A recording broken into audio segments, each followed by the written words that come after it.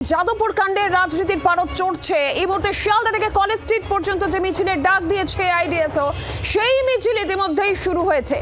শিয়ালদা থেকে college street পর্যন্ত যাদবপুর কাণ্ডের প্রতিবাদে মিছিলের ডাক। আইডিএসও মিছিলের ডাক, যে ছবি আপনারা দেখতে পাচ্ছেন, ঠিক কি আপডেট আমরা জানবো। রক্তিমা দাস আমাদের প্রতিনিধি এই মুহূর্তে সরাসরি আমাদের সঙ্গে। রক্তিমা, মিছিলের অবস্থান, এই মুহূর্তের ছবিটা ঠিক কি?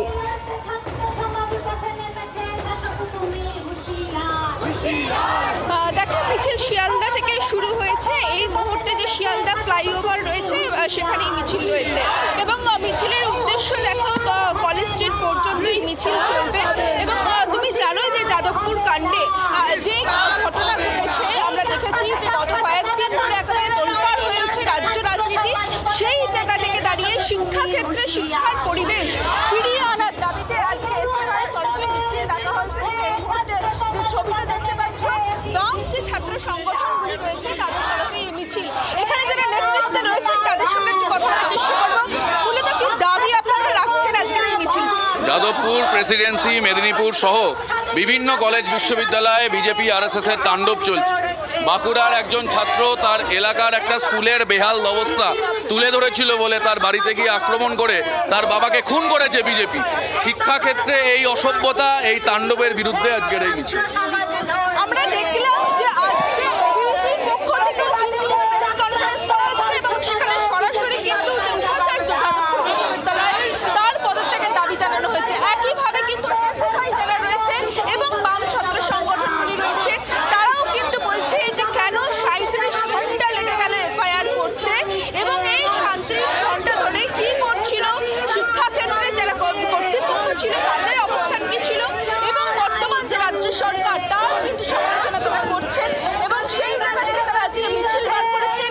এই মিছিলে কিন্তু যে সমস্ত যাদবপুর বিশ্ববিদ্যালয় সহ আশপাশে যে সমস্ত বিশ্ববিদ্যালয় কলেজগুলি রয়েছে সেখানকার ছাত্রছাত্রীরা যোগ দিয়েছেন। একেবারে শিয়ালদা থেকে এই মিছিল শুরু হয়েছে, যাবে কলেজ স্ট্রিট পর্যন্ত এবং সেখানে দেখো কলকাতা বিশ্ববিদ্যালয় সহ প্রেসিডেন্সির যে ছাত্রছাত্রীরা রয়েছে ইতিমধ্যে কয়েকজন এখানে যোগ দিয়েছেন এই মিছিলে এবং অন্যান্য যারা থাকছেন তারাও কিন্তু একেবারে ওই কলেজ স্ট্রিটে কিন্তু তারা যোগ দেবেন, যেমনটা জানা যাচ্ছে। সেখানে গিয়েও কিন্তু তারা তাদের বক্তব্য রাখবেন এবং যে মিছিল যাচ্ছে যারা রয়েছেন এখানে আরও নেতৃত্বে রয়েছেন তাদের সঙ্গে কথা বলার চেষ্টা করবো। আপনারা মূলত কি বলবেন? আমরা দেখলাম আজকে এবিভিপির পক্ষ থেকেও কিন্তু বলা হচ্ছে উপাচার্যর পদত্যাগ দাবি করা হচ্ছে। আপনাদেরও কি সেই দাবি থাকছে? আমাদের পরিষ্কার কথা, রাতের অন্ধকারে যারা ওখানে ভাঙচুর চালিয়েছে, লুট করেছে, সিসিটিভি ফুটেজ দেখে সেই দুষ্কৃতীদের গ্রেপ্তার করতে হবে। এখনো গ্রেপ্তার করছে না কেন রাজ্য সরকারের পুলিশ প্রশাসন, সেটাই সব থেকে বড় প্রশ্ন। আপনাদের তাহলে পরবর্তী পদক্ষেপ কি? সেক্ষেত্রে কি হবে যদি দাবি না মানা হয়? ঐক্যবদ্ধ ছাত্রদের লড়াইয়ের মধ্য দিয়ে প্রতিরোধ গড়ে তুলবে। যাদবপুর দেখিয়েছে যে এই ধরনের আক্রমণ করতে আসলে কি ধরনের জবাব দিতে হয়।